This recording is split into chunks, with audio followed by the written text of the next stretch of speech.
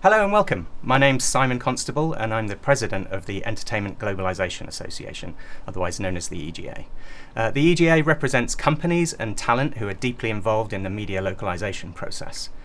One of the things we love to do is to talk about the great creative aspects of storytelling that many of our members are involved with. One such story is a short film called The 1 Minute Time Machine, which is an excellent film and we're delighted to be involved in it. Today we're going to learn more about the creative process which is involved in the 5.1 and the Dolby Atmos dubbing and mixing process. We'll also talk about the merits of Dolby Atmos for international dubbing. We're going to be treated to a fantastic discussion between Tim Hoogenakker, who is based here at Formosa Studios, the location we're at today. Tim is one of the lead re-recording mixers in the studio and has an amazing history, which you'll no doubt hear about. And then on my other side, we have Tom McAndrew here from Dolby's Content Relations team, and he's going to be our host today and get the conversation going. So without further ado, gentlemen, over to you. Simon, thank you so much for the introduction, and thanks to everyone at the EGA, and Tim, you, and the whole team at Formosa Group. We are in Formosa, Santa Monica Mix A, and this room is kind of historic for home entertainment Dolby Atmos. It was one of the very first Atmos rooms for home entertainment anywhere in the world, and you've done some really big projects here. Before we get into that, I do want to say I am going to do live Q&A at the end of this event, so if you have questions to ask, please go ahead and put them in the chat, and then I'll address them after the interview. So we started doing a lot of Atmos mixes, primarily from this room, actually with the help of Dolby as well, with some of the speaker systems they help install. And we've, over the years, we've done a lot of mixes for Lionsgate as well as Sony and Dolby Atmos. Those are mostly home entertainment, like feature films, Blu-ray, and some television. And then, of course, we did Game of Thrones in here. We did all 73 episodes. And remixed to Dolby Atmos from the Broadcast 5.1. Yes, we were from the broadcast and wider, depending on the season. Yep. And so we all went to Atmos in here and as well. Yeah, to great result. You've done amazing work here. Thank you so much. And I'm a fan of yours. Thanks. It was a good team. So Dolby partnered with the Entertainment Globalization Association and with Formosa to demonstrate the workflow differences of doing international dubbing in 5.1 versus doing international dubbing in Dolby Atmos to match the original creative intent of the original language. And so the EGA found this piece, 1 Minute Time Machine. And before we talk about it, let's go ahead and play it. To those of you listening at home, there's a little bit of salty language, so if you have kids around, turn it down.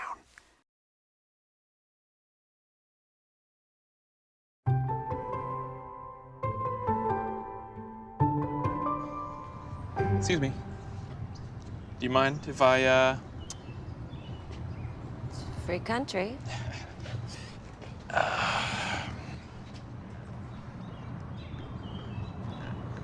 What's that? Oh, nothing. Sure it's not a 1 minute time machine? Huh? So. Damn it. Excuse me. Do you mind if I, It's free country.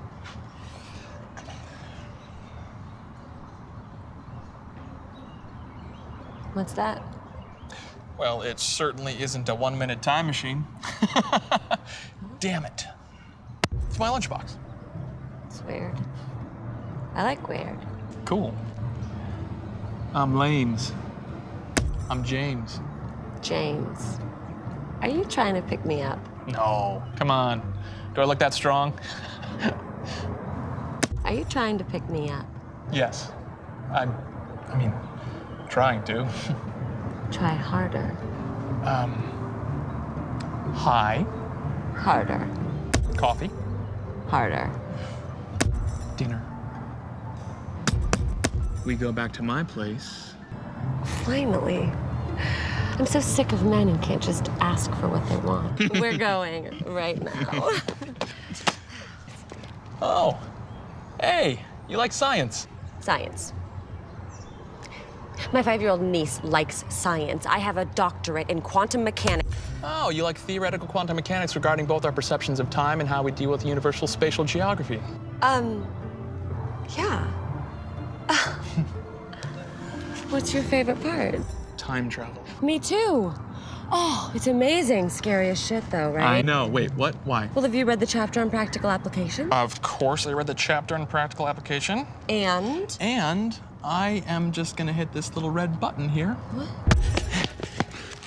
Excuse me. I'm sorry. Who are you? What are you doing with my book? Shh. I need to read this real fast. Don't worry. This one doesn't even count. Let's see here, huh? 95 pages? Fuck that. No, I haven't actually read that. I've been too busy doing instead of reading. Doing actual practical time traveling? Have you used that yet? I don't know. Maybe. For me? Does that creep you out? No. No, it's actually really beautiful. You really think so? Yeah, I've never had a man fight for me before, let alone die for me. Well, I'm sorry, die? No, I'm still here. Yeah, not you, exactly, but that's the point of the chapter, right? Time travel's impossible. No, it's not impossible. I've done it. No, every time you've pushed that button, you've created a copy of yourself in a parallel world that exists 1 minute in your past. Your original body dies in the genuine or the earlier universe. Oh, How many times? I don't know. Maybe 16? Oh my god. Oh my god. Oh! Help! Hello? Anybody? I'm not that kind of.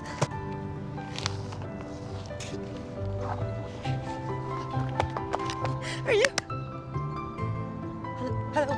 Oh my god. Oh god. Shit. Someone please help me. Oh god. It's touching me. Hello? Okay, wake up now. I've killed myself 16 times.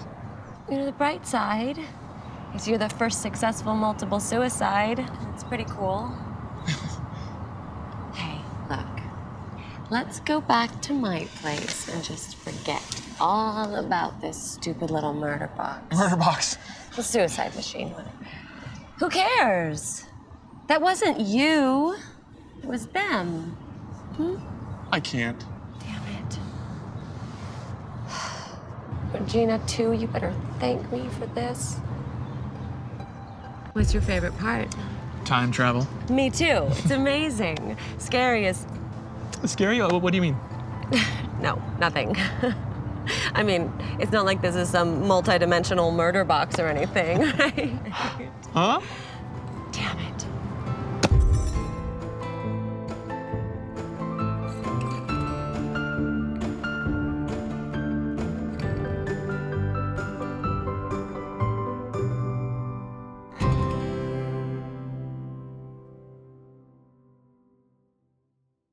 Okay, so we're back. And Tim, we had pretty simple sources for this show. They gave us, tell us what they gave us. So the dialogue, of course, was pretty much anchored up center throughout, like a lot of films and television shows are. The music, however, I spread out using this plugin called Halo, for example, which helps on that. And I use a few other tricks up my sleeve with delays and whatnot to help open it up even further beyond that. And adding a little bit of LFE, put a little low end in there, beef it up a little bit. And then as well as the effects, open up the backgrounds and the birds and things like that, and spread them around.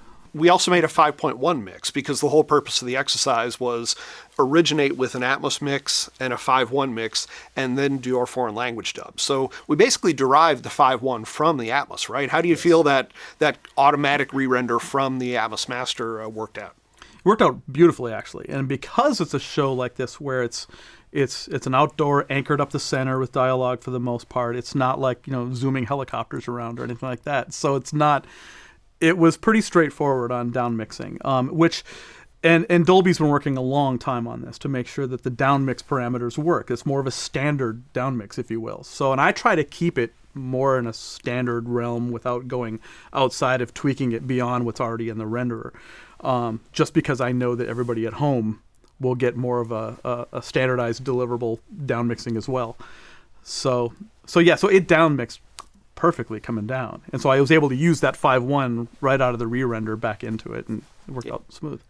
So this project was completely an experiment. Are there shows you've done where you've actually delivered several Dolby Atmos international languages wide? And tell us about, the real world process with real world shows, how that went. And So, a good question. There are definitely some shows I've worked on where it goes very wide. There are some shows where it's more spatial in the dialogue. There are some shows where there's this reverb and delays going on all over the place, and very specific, maybe creatures or monsters or things that are placed in specific surrounds and things like that. And they'll sometimes have specific languages tied to those. And so those will be ones that don't happen too often, but those are spatial ones where that will widen out into Atmos as well, and we'll have very specific side surrounds or rear surrounds, as well as going into heights. And so there's a lot of movement going on. Now, granted, in 5.1, we would still create that same movement, but now it's more distinct, very distinct channels, more distinct arrays. Yeah. As well. In terms of the workflow on those shows, in terms of time spent, because again, this was a very simple show, but workflow for more complex shows, do you feel the analogy is still apt in terms of the amount of time you spend on all the different processes? Yeah, because you're creating that first mix.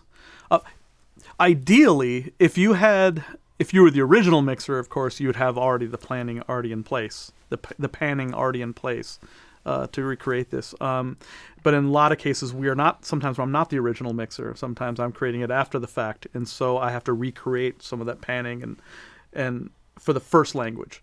And so when that first language happens, I'm creating it. It takes a little bit longer to do that. Again, once I hand it off to 25 other languages of other mixers to work on it, then it's cooked. Everything's already cooked into place. Exactly. So we created a Dolby Atmos mix from the original stereo assets. Yeah. We made a 5.1 re-render, and then we started prepping for the international language dubs. Mm-hmm. So the first step there was filling the M&E. So can you describe that process?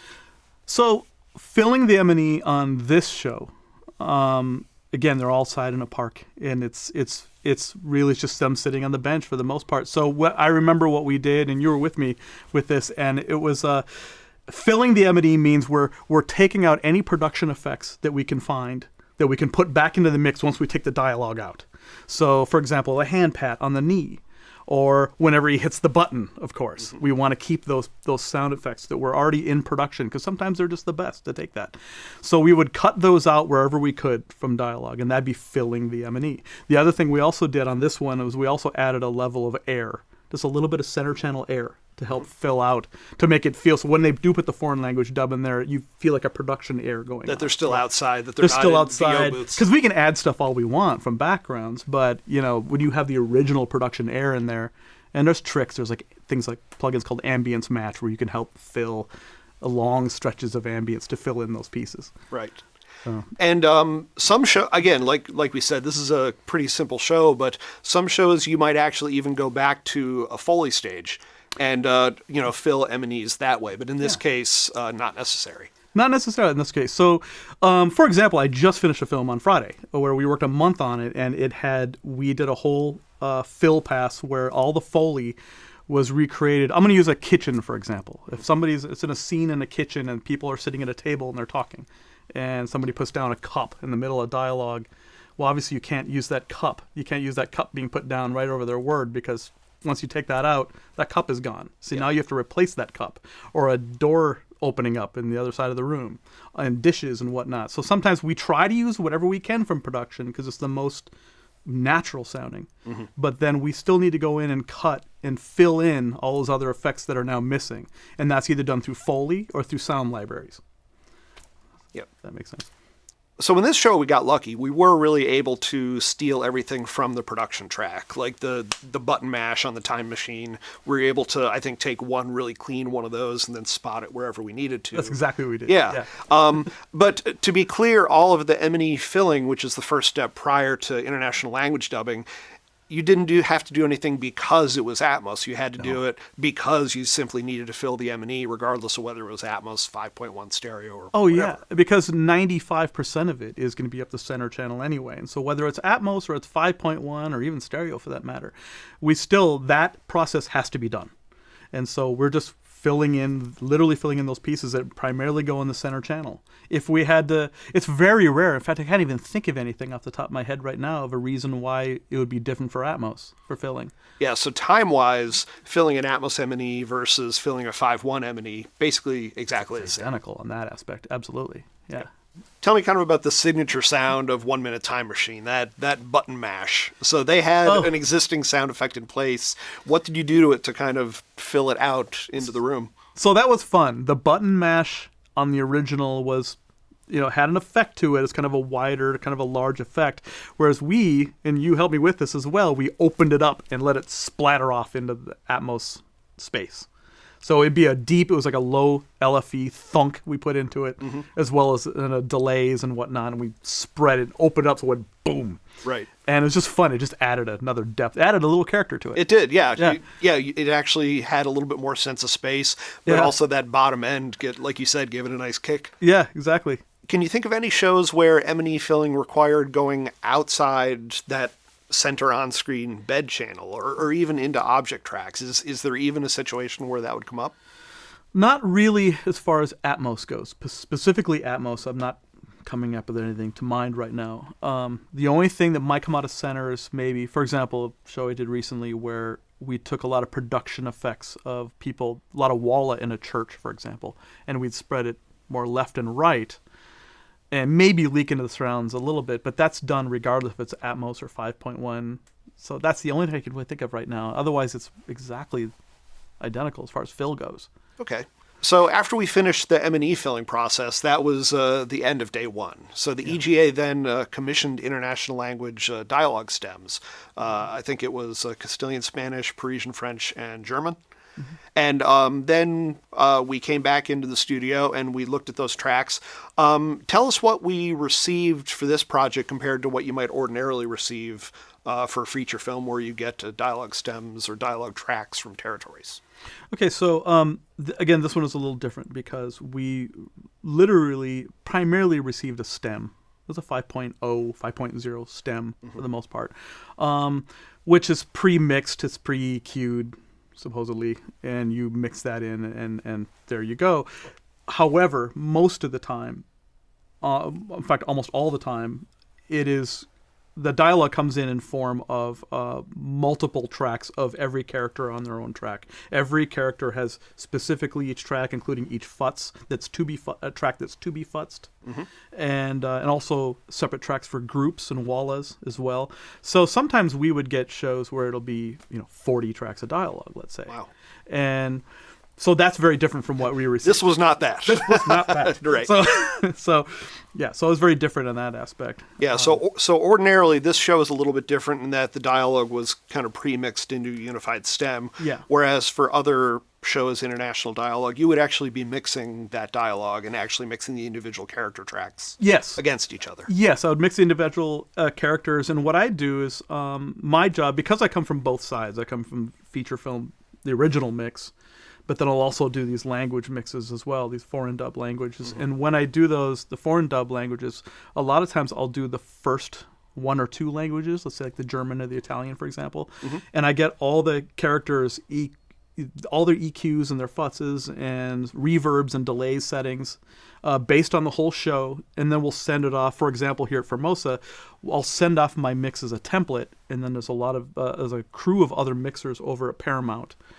Formosa at Paramount specifically, who will take my mixes and basically re-put in the next language, whether it be whatever it might be, Spanish, right, whatever, and they'll use my EQs and my futzes and then pull them into place. So you could have 25 languages based off the template of my one language, which then it's not quite plug and play, but all the settings are there. So once you do your first international language dub, the rest are that much easier because you've already done most of your presets for the first dub. Exactly.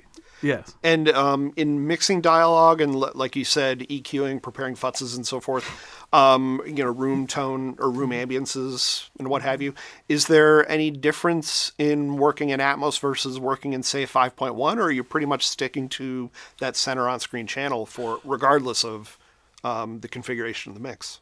It's mostly up center. It really, again, it depends on the show. I have worked on some shows where it's a like a romantic comedy kind of thing where everything's pretty 95% of it's up the center channel, and it's only that dialogue lives right in that channel for the most part. You know, unless you get into a show where they're in a big cave or something. Obviously, that's going to have different reverbs and delays that will open up differently into Atmos. But that's whether it's 5.1 or Atmos, you still have to create that space. Right. You know. Yeah, and time comparable. Atmos takes a little bit more time, or is it night and day different whether you're working in 5.1 or Atmos in preparing that dialogue? It sounds night and day different going Atmos compared to 5.1, that's for sure. But getting there is really not that much more work, really, because you're creating, for example, if I'm using the example of like a cave, for example, and somebody's in a cave and you have delays going on the sides or maybe the rears and the heights, sure, maybe I have to add maybe a couple more delays and more reverbs just to fill the space differently. Right. But those I have set on a lot of templates anyway, and I kind of know where to go right out of the gate, so it doesn't take that much extra time. Right. Do Okay. Do you have to do much dialogue editorial, like fixing what you get from the international studios? I remember with this show specifically, we actually had to truncate some of the dialogue when he hit the time machine or the murder box button. He would press the button and the gag was supposed to be, it would interrupt a line. And I remember a few of the dubs, somebody accidentally talked across the button press. So we did do some editorial there. Yeah, we try to match the integrity of the original mix on that. So we have the original English mix that was doing that kind of, having that interruption going. So on the, the French, for example, we might, cut it off at that very point to make sure that it was identical. Yeah. So I do some fixes, some changes here and then, especially when you're listening to it. I'm always comparing to the original. Yeah. Seeing how I have to say it was fun playing client there because that's not a role I usually have, and getting to go, is that correct or should we trim that a little bit? And that, it was great. That was fun. You caught some stuff. I was like, oh, he's right. I got to do that. Yeah. It was a good, definitely a good play. Got a whole new career ahead of me. You do, man. So we prepared the dialogue. You have your M&E in place. So doing the actual mix itself, is the dialogue mixing or the dialogue stem mixing a separate process from performing the full mix? Do you do kind of a pre-mix on the dialogue and then mix the show, or how do you kind of approach that? It's a good question. So a lot of times I will prep it first. Especially per character, I'll make sure that all the characters really are on their own specific tracks and they really are what they say they are, and make sure they're in sync. Sometimes I'll go through and kind of pre-mix everything and make sure that they're right, setting the reverbs, and then I'll go do on my final pass after that and do the final mix with everything already in place to make sure that it's filling the space, and I'm also checking with the original English or the original version to make sure that it's similar in scope. And like you said earlier, once you do that first international dub and you mix that, you have a template that can be sent to your team at other facilities so that the corresponding mixes go that much faster. Exactly. Whether it's an Atmos or a 5.1, they can kind of pick up the ball and run with it. Yes, exactly. I mean, and we've done both. We've done 5.1 and Atmos, and really the templates are, for the most part, they're exactly the same. It's just one has more data. Just simply has more tracks. And so to create an Atmos mix to go to the other mixers at the other facilities, it's very straightforward. We have a very streamlined process going down where they know exactly where everything goes by the time they get my mixes. So they can just plug and place and, and then tweak, obviously make sure it sound good on their end, make sure that whatever, because every language sounds different still. Sure. We can tweak stuff and futz things all we want, but it still will have to be changed per the language on top of that as well. Right. Because you never know how they come across from different territories. Some sound better than others. So we've talked about all the individual processes, the M&E filling, the dialogue preparation, the actual mixing. And again, this show was pretty simple. We'll totally stipulate that. It was one outdoor location and not really a lot of like dialogue reverbs. I like to say if you're indoors, you have to simulate a wood-paneled office or a metal-walled spaceship. But this, we really didn't have it. But the overall process was really to analyze, okay, what is different mixing in 5.1 versus mixing in Atmos. Overall, the time spent on the mix, how do you think 5.1 compares to Atmos, just in terms of the amount of time you have to spend? Well, as far as the mix goes itself, the actual mix portion itself, because everything's up the front channels, left, center, and right, really, then it really is almost identical, really. It's again, it's just about data. We have to record more channels on a recorder and on the RMU, but really that's data on the back end. And now from 2022 moving forward, I mean, we have plenty of data space for that kind of thing. Right. So it's not really an issue anymore on that. So the last step is print mastering. So tell us about the print mastering process. Do you like to print in real time? Maybe you'll hear things you missed and punch in. Do you go top to bottom, or what is the printing process for the Atmos mix? It's interesting. That's changed over the last couple of years. I was always a big proponent of making sure that we record through the RMU, creating a damp The Atmos renderer. The Atmos renderer. That we were always recording through the Atmos renderer and to ultimately come up with our ADM file at the end. And it was oftentimes looked at as another QC pass, really. When you do the full mix, you print it. I'll print it to a recorder, Pro Tools recorder, and then go back and record it onto the RMU through the renderer. However, and again, that's a QC pass where we can go back, and if we notice something, and I almost always invariably find something, then we would go back in and punch in. Right. But I have found that over time that I can do that same process, recording to the recorder, and then do an offline bounce of an ADM afterwards, which is, I've learned this through doing Atmos for music, that worked really well, and I used to do tests on that to make sure they were similar, and they are.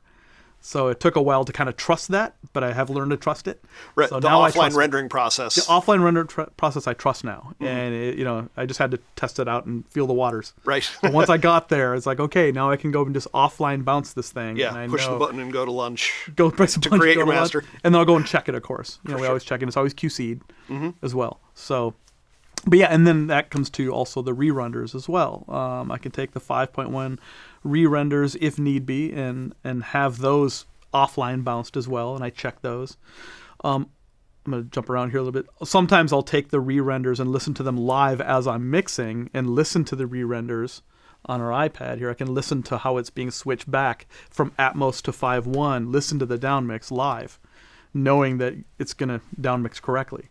Now, granted, a lot of studios now are not even requiring that 5.1 anymore.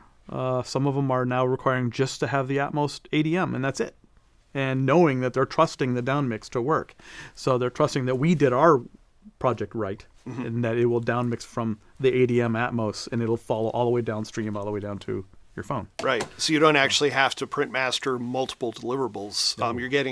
The industry is getting to the point where you can create just the Atmos master file. Yeah. And then if at any point downstream when, they can pull it from archive to generate a 5.1, a stereo, a censored cut, or what have you from that master file.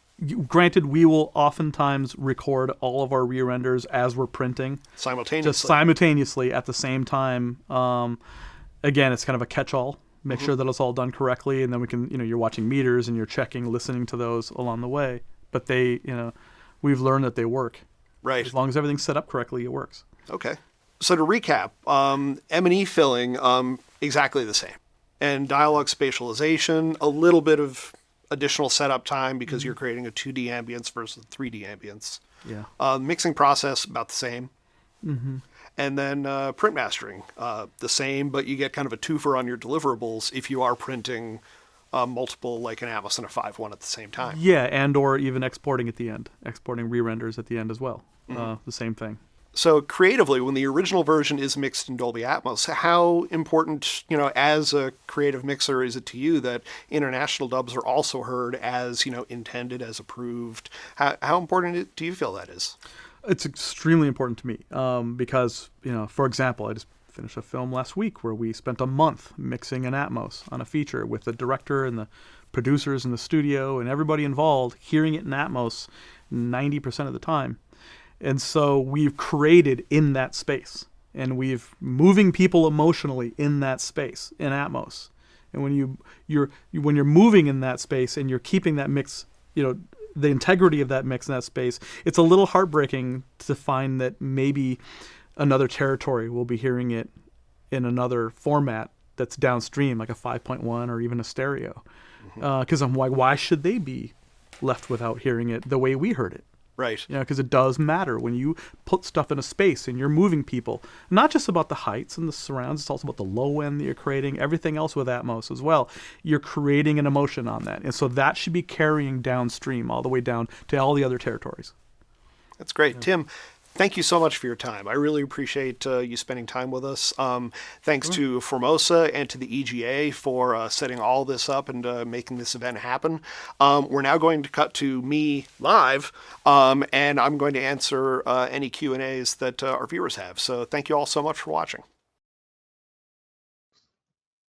And I'm now on live, I hope. And so thanks to everyone for joining us today. Tim was not able to join us. He's no doubt mixing something awesome as we speak, but I will endeavor to channel him and answer any questions you may have. So we had great turnout. Let's see, someone's saying I'm muted. Can you all hear me? I hope you can. My microphone is definitely on. Well, I'm going to keep talking and assume that I am not muted. Okay, somebody can hear me, great. So we had a wonderful turnout. I appreciate you all joining. Only a few questions so far, so feel free to add any additional questions that you may have. Let's see, I will start with Greg's question. I thought the original panning would be available to use from the original mix. The original deliverables that we received from the kind folks who allowed us to use their film were strictly stereo stems. So it was not a Dolby Atmos mix to begin with. The first thing we did was turn it into an Atmos mix, and then we proceeded with our exercise from there. So all we had was, stereo stems, dialogue right up the middle, and that's what we started with. Next question from James. In your opinion, does the sweet spot in an Atmos mix really translate to the experience of Atmos in theaters? Same questions for headphones. We think the sweet spot, so to speak, for Dolby Atmos is pretty forgiving. If you're listening to Atmos in a cinema, in your living room, or even in a car, even if you're off center, the spatial cues are still coming from where they logically would. So if you're way off to the side, a certain cue might be a bit louder than things that you're hearing from elsewhere. But overall, the human brain is pretty good at determining, well, I'm sitting off to the left, so of course things are going to sound a little left heavy. I don't hear complaints about a sweet spot per se in Dolby Atmos. So, mix how you're going to mix from the mixing position, and it should still be a robust experience. Sam asks, when mixing in Atmos, how much of a level do you deliver to the LFE so it doesn't overpower the other speakers since they're dynamic? Do you keep it low? There are different philosophies in how much to use the LFE track versus simply adding low frequencies to the full range channels. One of the great things about Atmos is that you do get to mix full range to all the speaker positions. It's not like old school surround sound where the surrounds were primarily mid-range. The Atmos re-rendering process is designed to execute a faithful experience regardless of the ultimate channel count or the listening environment. So my personal opinion is LFE can be used as aggressively as you like. Different mixers are going to approach it differently. But in the renderer, while you're mixing, it's easy to audition different playback modes. So, mix your scene, listen to it in Atmos, toggle between Atmos and 5.1 and stereo. And through the renderer, the re-render that you hear is going to be the same as consumers will get at home. So you can trust the renderer and what it's telling you the re-renders are going to sound like. Ingmar asks, I do a lot of dub mixing for multiple languages. Why is it that we, the dub mixers, recreate all the panning and futzes when the original version already did that? Doesn't it make more sense to receive that mixing data from the original mixers? That's a great question. The short answer is I don't know. And it's great feedback for us to socialize with original version mix teams. One reason could be that the original version usually has a combination of production dialogue and ADR that needs to be kind of married together. And so it needs a little bit more drastic EQ and dynamics correction than international dubs where the recording is cleaned from a VO booth. So it's probably easier to start from scratch with the first dub that is the first international dub in a show versus trying to use the original version dialogue treatments. The EQs, the futzes, and so forth for the OV may not really be applicable to a nice, clean, consistent recording that you'd get from a VO booth from territories. That's just my guess, though. Let's see. Stefan asks, is Dolby planning a deeper integration of the Dolby renderer with Pro Tools? So the short answer is no comment. That's their news to share if or when they have it. We do still work very closely with Avid, as well as all the DAW platforms that are working with Atmos. Pro Tools was the OG Dolby Atmos DAW, and there are still now others that have native rendering. Steinberg, Nuendo, and Cubase, Blackmagic, DaVinci Resolve, Apple Logic Pro. But Avid is and has been a great partner and a first partner in doing Dolby Atmos. So I'm sure we'll continue to partner with them on Atmos content creation enhancements. Let's see here. What is ADM? Is that the same as DAMF? Good question. And yeah, here at Dolby, we kind of stink at acronyms. DAMF used to be the original Dolby Atmos master file set acronym. So it was a set of 3 files, the .atmos file, which is kind of the table of contents, if you will, sort of like a Pro Tools PTX session file, and then the .audio file, which is all of the audio interleaved into one big file, and then the .metadata file, which is all of the object metadata. And those 3 files together constitute a Dolby Atmos DAMF. An alternative master file format is an ADM B-Wave. It's the audio descriptive model broadcast wave, and it's a single file that is the entire Dolby Atmos master file versus multiple files in a set. So if you're doing real-time print mastering through the Dolby Atmos renderer, you're going to make a DAMF. If you're doing an offline render that is a non-real-time, hit a button, walk away, that's going to create an ADM B-Wave.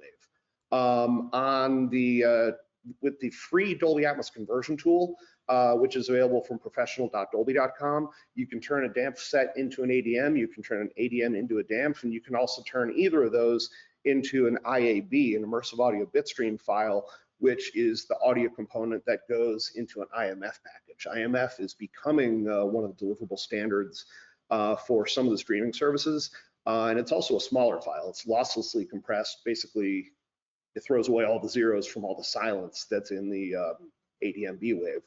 But you can also convert to or from an IAB with the free Dolby Atmos conversion tool. So I hope that answers the question. Let's see here. What's keeping clients like, I will not name them, but certain streaming services to have dubs mixed in Atmos? I've done a lot of 5.1 mixes, even when there's an M&E available. Good question. I'm not going to second guess the streaming services and how they make their business decisions, and I'm also not going to second guess post facilities when, hey, they built Dolby Atmos rooms and they want to make money from the upgrade costs to create that Dolby Atmos room. We're not trying to tell facilities what to charge, but we are doing this whole exercise to sort of show studios, we're not going to speak to the hourly rate, but we will say the time commitment for mixing Dolby Atmos versus mixing 5.1 really isn't that much different. And so, Dolby is kind of encouraging the industry to take another look at doing Dolby Atmos international dubbing versus 5.1 international dubbing. I think earlier on, 5-8 years ago, when Dolby Atmos for Home was brand new, there was a taller learning curve for a lot of mixers. People were just building rooms and getting used to them, and so the process inherently took a little bit longer at the beginning. Now there's hundreds and hundreds of Dolby Atmos for Home mix rooms around the world. Mixers are very, very capable at mixing Dolby Atmos. And I think it's a different case than when studios first did their investigations about, well, how long is it going to take and how much is it going to cost? I think if studios kind of re-examine those questions today versus when they first did the research on that 5 years ago, I think it'll be a different answer. So, and again, I have an inherent interest in getting more Dolby Atmos out into the world, but that's kind of my take on it. Let's see here. Are you going to make this presentation available at a later date? Yes. I don't know the exact mechanism. It will probably be hosted on professional.dolby.com, and I believe we will send a follow-up email to everyone who registered where they can view it, but the short answer is yes, there will. Let's see here. Going down the question list. What type of creative insights from the original mixers would be most useful for you to receive before you start working on the localized mix? Great question. I don't know the answer to that off the top of my head. I know that when Tim and I were talking about Formosa's workflow, they did both original version mixes and international language dubs. And like Tim said, typically he would do the OV, he would do like the very first international dub where he creates all of the templates for the EQs, the futzing, et cetera, of the of the international dialogue.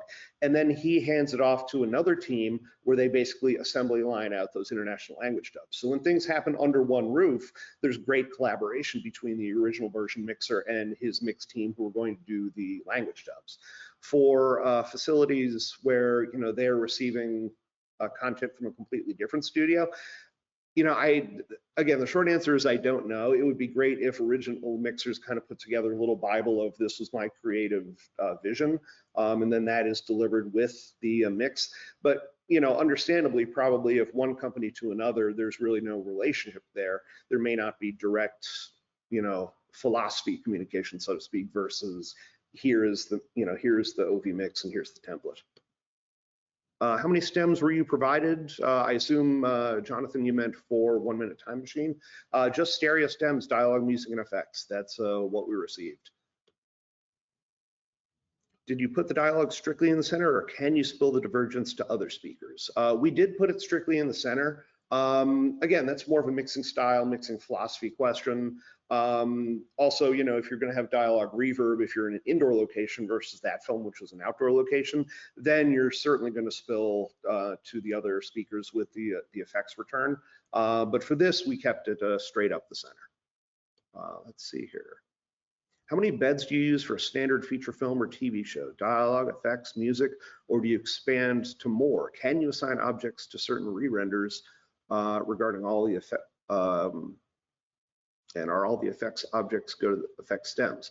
Let me break that down bit by bit. That's a lot, Greg. How many beds do you use for a standard feature or TV show? Typically at least dialogue, music, and effects. The dialogue would be a 5.0 typically, and then music and effects would be a 10-channel beds, LCR, a pair of sides, a pair of rears, and LFE and stereo overheads. But I have seen music get split out into different instrument food groups. I've seen effects get split out into, say, spotted effects versus Foley. It really varies from show to show and mixer and facility to facility even. So I don't know a single answer on that, but I've seen many configurations. I mean, the more bed sets you have, the fewer object tracks that you have available, because you have a grand total of 128 tracks available in a final Dolby Atmos recorder session. So, if you really want to split out your beds, you can, but it makes less room for objects. Going down the list here. What about the difference between Apple's spatial audio and Dolby's binaural mode for headphones? I hear my mixes sound differently on Apple devices. There is some Apple spatial audio post-processing that happens within their ecosystem, and that's fine. That is what they want to do with their ecosystem. I know that for music mixers are talking to Apple about how that works. Apple Logic Pro now actually has emulation of Apple's spatial audio within the DAW, so that you can audition that right off the bat. But it's Apple's choice to do that. And we're not going to get in the way of how consumer equipment manufacturers handle their processing. Let's see here. I missed the description of the EGA organization. What is that? What does the EGA stand for? Great question. Thank you, James. The Entertainment Globalization Association. They're an association of studios and facilities and technology provider companies like Dolby. They're based in Los Angeles. They're a fairly new organization. We've been around for, I'd say, a little bit under 2 years. Dolby is a member. And yeah, if you go to Entertainment Globalization Association, I believe it's .org, you can read up all about them. And I'm sure they'd love to have your company as a member. And I think that is all of our questions. So let's see here. Yeah, that is all. Everyone, thank you so much. I hope this was valuable. I know it was, a simple film that we used as the basis for the exercise, but the workflow really is the workflow, if it's 1 Minute Time Machine or if it's a giant sci-fi epic. And like Tim said at the beginning, or excuse me, at the end of our recorded conversation, delivering the original creative vision really is important to creatives, and delivering a lesser version to the rest of the world, we feel kind of does a disservice to the rest of the world. We would love to see what, is originally approved by the director, by the creatives on the original version mix dub stage. We want to help however we kind of propagate that around the world. So I hope today's webinar was valuable for everyone. And thank you all so much for watching.